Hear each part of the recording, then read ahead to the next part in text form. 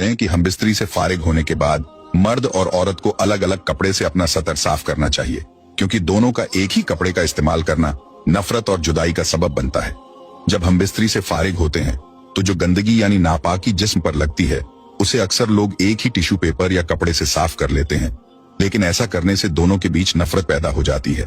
इसलिए हमेशा अलग अलग कपड़ों का इस्तेमाल करें। सवाल नंबर 11, अगर हम बिस्तरी के बाद यानी एहतिलाम के बाद आप दूसरी मर्तबा हम बिस्तरी करना चाहते हैं तो इस बात का खास ख्याल रखें। तब भी हुक्म यह है कि सतर को धोकर यानी जिस्म को धोकर और वुजू कर लेना ज्यादा बेहतर है, वरना होने वाले बच्चों को बीमारी का खतरा रहता है। आला हजरत रहमतुल्लाह ताला अलैह फरमाते हैं कि औरत के अंदर मर्द के मुकाबले 100 गुना ज्यादा शहवत होती है, मगर उस पर हया को मुसल्लत कर दिया गया है। अगर मर्द जल्दी फारिग हो जाए तो फौरन अपनी बीवी से जुदा ना हो, बल्कि कुछ देर ठहर कर अलग हो। मर्द को चाहिए कि वह अपनी बीवी को पूरी तरीके से संतुष्ट करे और उसके बाद ही जुदा हो। हजरत इमाम गजाली रजी अल्लाह अन्हु फरमाते हैं कि हम बिस्तरी यानी सोहबत करना जन्नत की लज्जतों में से एक लज्जत है। हजरत जुनैद बगदादी रजी अल्लाह अन्हु फरमाते हैं कि इंसान को हम बिस्तरी की उतनी ही जरूरत है जितनी गिजा की, क्योंकि बीवी दिल की ताहारत का सबब है।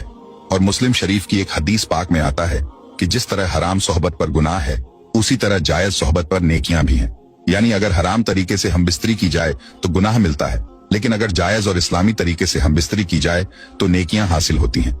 यानी कि अगर शरीयत के मुताबिक हम बिस्तरी की जाए तो उसकी हर सांस पर इंसान को नेकियां मिलती हैं।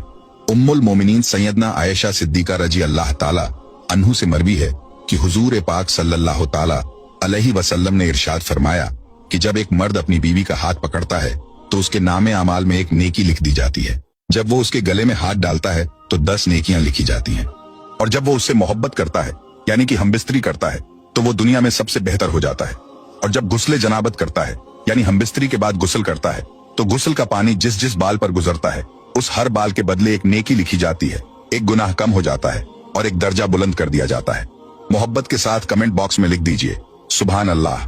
हजरत अब्दुल्लाह इब्ने मसूद रजी अल्लाह ताला अन्हु से एक शख्स ने अर्ज किया कि मैंने एक लड़की से शादी की है, लेकिन मुझे लगता है कि वह मुझे पसंद नहीं करेगी।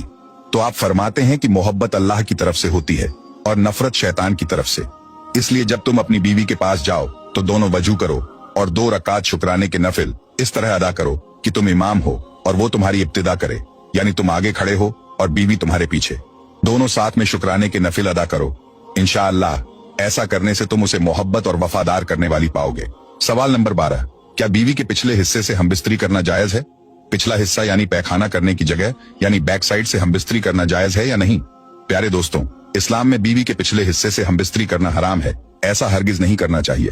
अगर किसी का शौहर अपनी बीवी को ऐसा करने पर मजबूर करे या उसे ऐसा करने को कहे तो बीवी को चाहिए कि वह अपने शौहर को ऐसे काम के लिए बिल्कुल रोक दे और समझाए कि यह हराम है।